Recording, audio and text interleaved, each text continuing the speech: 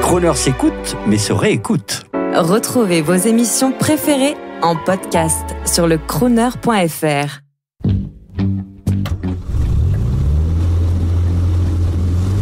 Prestige, automobile et collection. 14h-18h chaque samedi, roulez élégance avec Crooner.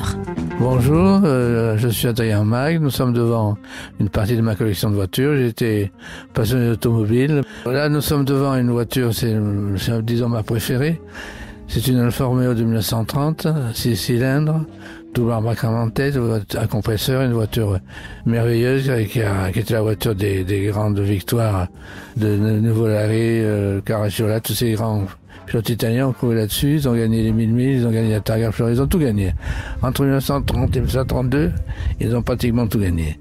Donc cette voiture, c'est ma chérie, disons. Pour moi, une voiture qui ne marche pas, c'est pas une voiture. Quand je vois des collections comme certains collectionneurs qui ont des tas de ferrailles, même rares, il faut que ça tourne. Alors si vous voulez, on peut essayer de la mettre en route. Allez, on va essayer de la mettre en route. Là, ce qu'on entend, c'est la pompe à essence. C'est la seule petite accro que j'ai fait. Normalement, il y avait un exhausteur, mais ça marchait pas toujours. J'ai mis une pompe à essence d'aviation. Comme ça, je suis tranquille.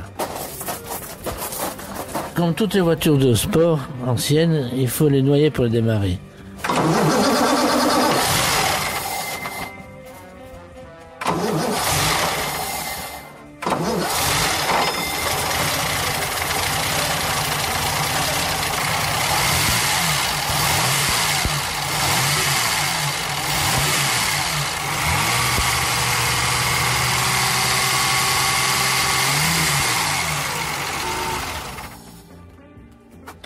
Alors cette voiture qui est un petit chef-d'œuvre de mécanique, c'est un moteur 6 cylindres de 1750 cm3 avec un double embarquement de tête, avec un compresseur. C'est un moteur qui tire à peu près 150 chevaux, ce qui est quand même pas mal pour une voiture aussi légère parce que la voiture est toute en aluminium. Et au point de vue vitesse, c'est pas vraiment la voiture la plus rapide, elle est montée à 180, ce qui est quand même déjà pas mal pour l'époque.